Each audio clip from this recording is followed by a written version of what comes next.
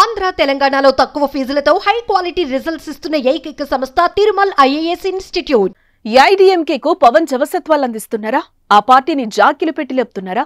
డీఎంకేకు పరోక్షంగా చురకలంటించి ఏఐడీఎంకేకి సపోర్ట్ చేయటం వెనుక పవన్ ప్లాన్ ఏంటి? తిరుమల లడ్డు కల్తీ అంశం ఏపీ రాజకీయాలనే కాదు, తమిళనాడు రాజకీయాలను ఆసక్తిగా మార్చింది. ఉదయనిధిపై పరోక్షంగా విమర్శలు, ఏఐడీఎంకే పార్టీ పెట్టి 53 సంవత్సరాలు పూర్తయిన సందర్భంగా పెట్టిన ట్వీట్స్ పాలిటిక్స్ లో హాట్ గా మారాయి. తిరుమలలో లడ్డూలో వినియోగించే నెయ్యిలో జంతువుల కొవ్వును కలిపారనే కూటమి ప్రభుత్వం చేసిన ఆరోపణలు దేశవ్యాప్తంగా తీవ్ర దుమారాన్ని రేపాయి. వైసీపీ ప్రభుత్వంపై తీవ్ర విమర్శలు వెలువెత్తాయి. ఏడుకొండలవాడ క్షమించు అంటూ పవన్ ప్రాయశ్చిత్త దీక్ష చేపట్టారు. 11 రోజుల దీక్ష అనంతరం తిరుమలకు చేరి దీక్షను విరమించారు. ఈ సందర్భంగా తిరుపతిలో ఏర్పాటు చేసిన బహిరంగ సభలో పవన్ సనాతన ధర్మం గురించి చేసిన వ్యాఖ్యలు కొత్త రాజకీయానికి తెరలేపాయి.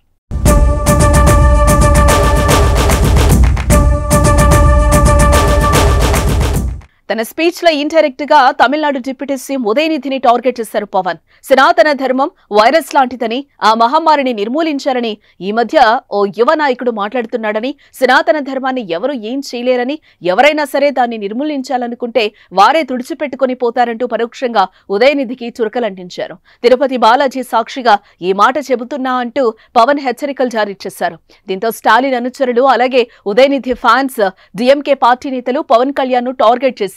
ఇటువైపు జనసేన కూడా కౌంటర్ ఇవ్వడంతో ఒక్కసారిగా సీన్ జనసేన వర్సెస్ డీఎంకేగా మారిపోయింది. ఇంతలోనే పవన్ అక్టోబర్ 17వ తేదీ నాటికి ఏఐడీఎంకే పార్టీ పెట్టి 53 సంవత్సరాలు పూర్తవుతున్న నేపథ్యంలో శుభాకాంక్షలు తెలుపుతూ ఎంజీఆర్ ఫ్యాన్స్ ను పొగుడుతూ పోస్టు పెట్టారు. పురచ్చి తలైవర్ ఎంజీఆర్ పై అభిమానం తాను చెన్నైలో ఉన్నప్పుడు మొదలైందని సోషల్ మీడియా వేదికగా ప్రకటించారు. దీంతో వార్ మరింత ముదిరింది.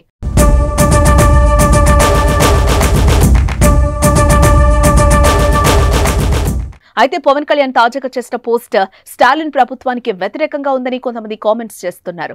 వాళ్లను నేరుగా విమర్శించకుండా ఏఐడీఎంకే పార్టీకి పవన్ కళ్యాణ్ దగ్గరవుతున్నారనే చర్చ రాజకీయ వర్గాల్లో జోరుగా సాగుతోంది.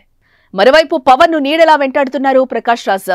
జస్ట్ ఆస్కింగ్ అంటూ పవన్ కు వ్యతిరేకంగా వరుస ట్వీట్లు పెడుతున్నారు. తాజాగా ఏఐడీఎంకేకు పవన్ శుభాకాంక్షలు చెప్పిన ట్వీట్స్ కు ప్రకాష్ రాజ్ కౌంటర్ ఇచ్చారు.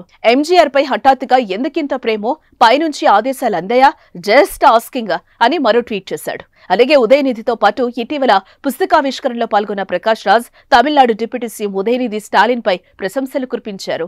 ఉదయనిధి స్టాలిన్ సమానత్వం గురించి మాట్లాడుతున్నారని, మరో డిప్యూటీ సీఎం సనాతన ధర్మం అంటూ తన ఇష్టానుసారంగా మాట్లాడుతున్నారని అన్నారు. నేను ప్రశ్నిస్తే భయపడుతున్నారు, నేను ఎప్పటికీ బలహీన వర్గాల తరపున మాట్లాడతానంటూ ప్రకాష్ రాజ్ పేర్కొన్నారు. ఏదేమైనా తాజా పరిణామాలు తమిళనాడు వర్సెస్ ఆంధ్రప్రదేశ్ రాష్ట్రాల మధ్య ఇప్పుడు పచ్చగడ్డి వేస్తే భగ్గుమనేలా వాతావరణం నెలకొంది. మరి ముందు ముందు ఎలా ఉంటాయో, పవన్ అడుగులు ఎలా పడతాయో చూడాలి.